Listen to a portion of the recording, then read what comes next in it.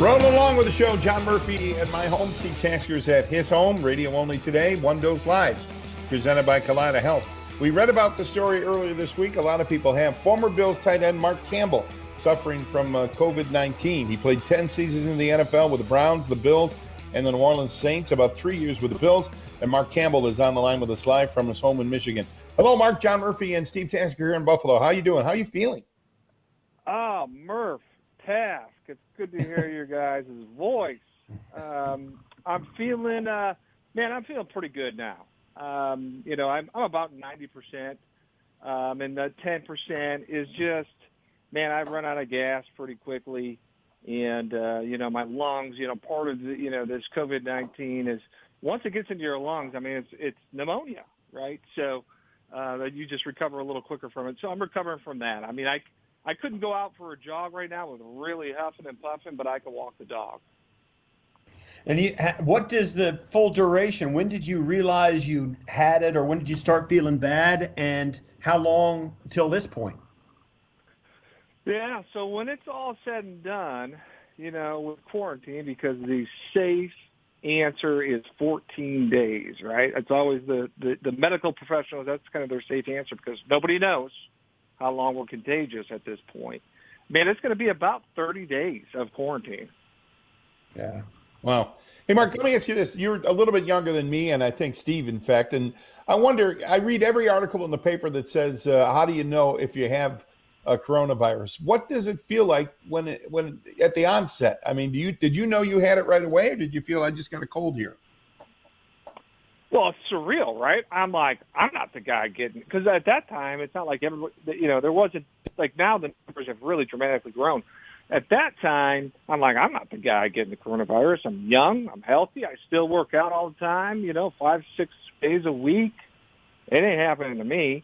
Well, this thing, whether you're young, old, healthy or not, it didn't matter.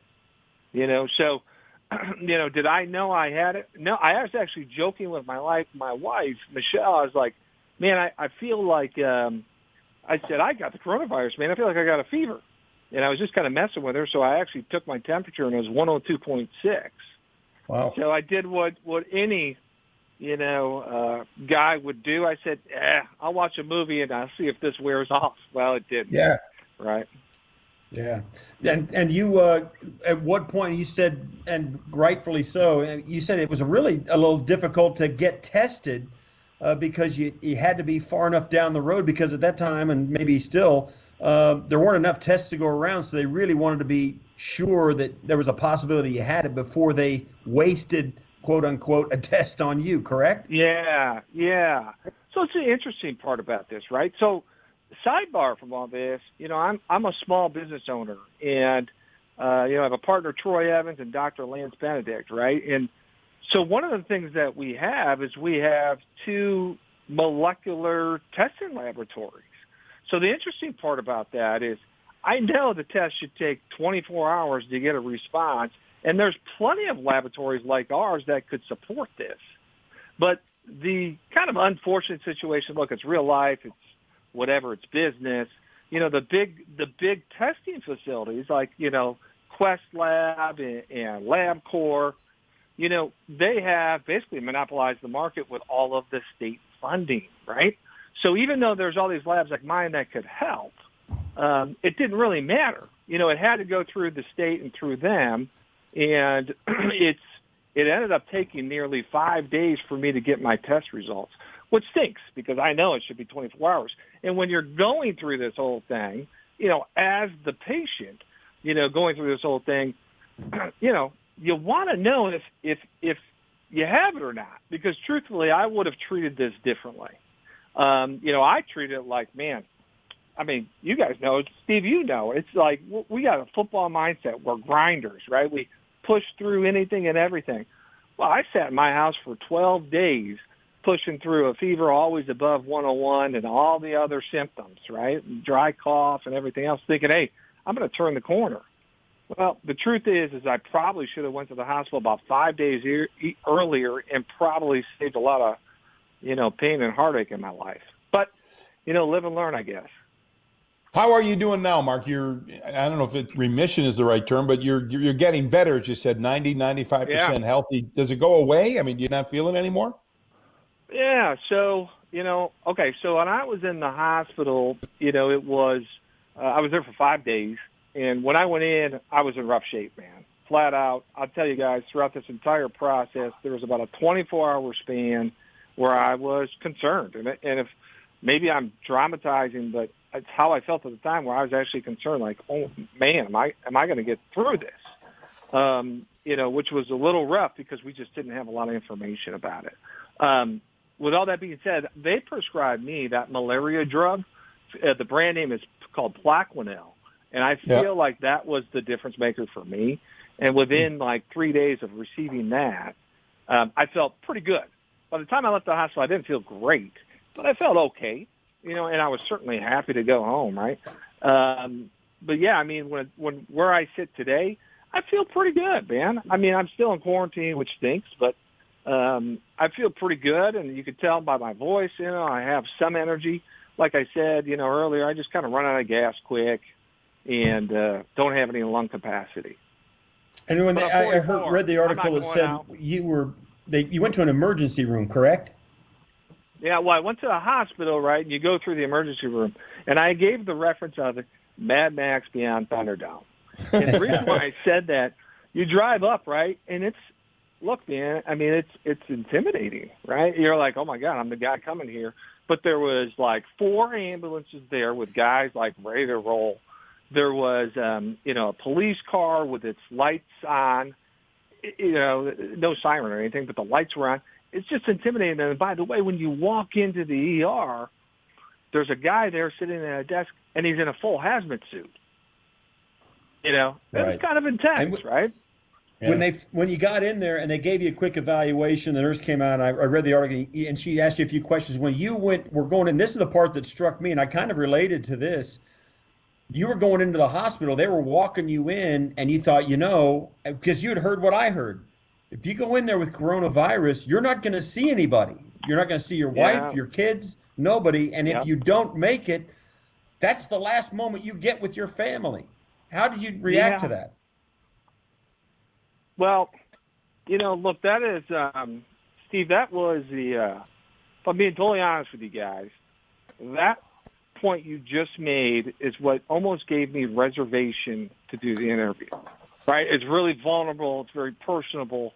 I just felt like, man, if I can help one guy here, just one guy is being a little bit smarter, then it's worth it, right? And I felt like it was kind of my duty. But to your point, yeah, it was like all this kind of rushed, surreal scene. I'm like bending over, trying to catch my breath, and I took like 3 steps. And remember, I'm taking small steps at this point because if I even take a big step, I start coughing, and I'm already struggling to breathe.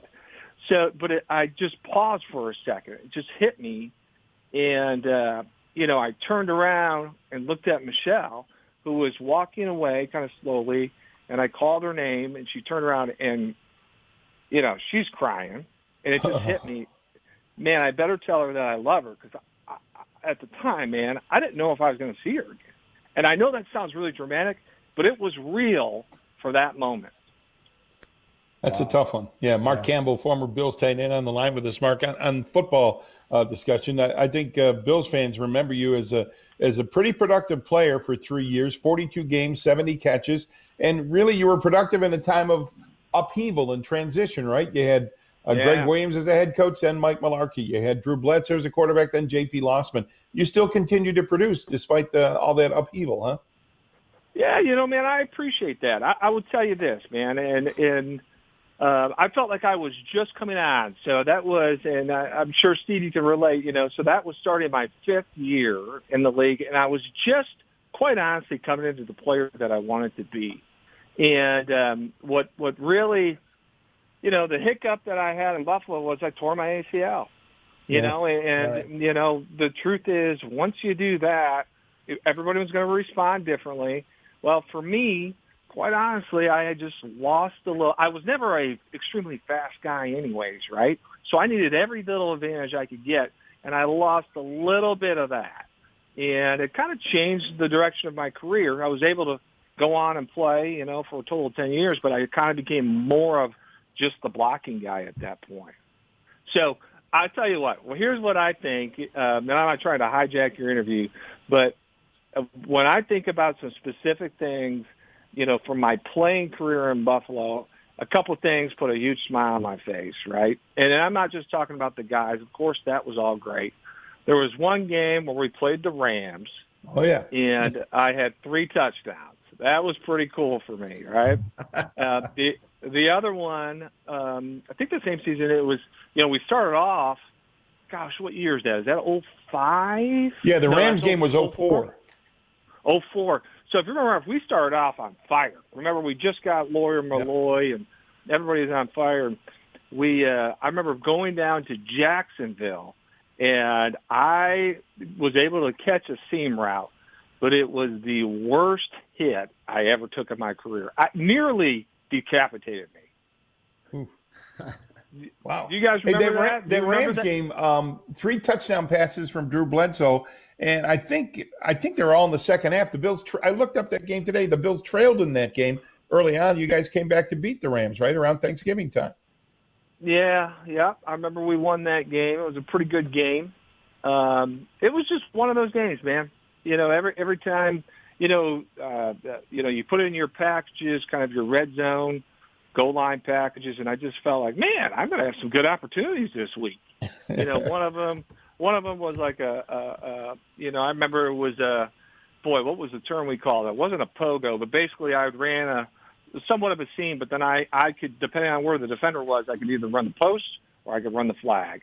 So I ended up choosing the flag. That was one. And then we had a couple of play action ones, but it's funny, you look back and you think, and for whatever reason, a lot of my games, I can't speak for everybody, but I'm assuming they're like this, a lot of it just kind of blends together, right? But you can remember specific things, man, and aside, and you can always remember the locker room and the guys, that's for sure.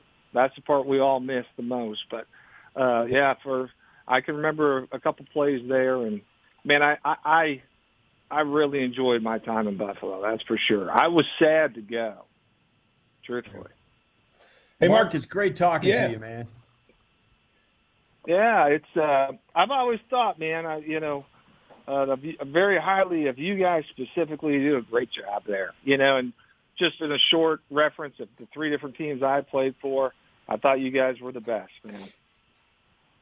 Well, I appreciate it. Thanks. Thanks, Mark. Stay healthy. We'll talk again sometime. Thank you, Mark. Okay, guys. Take care. Be good.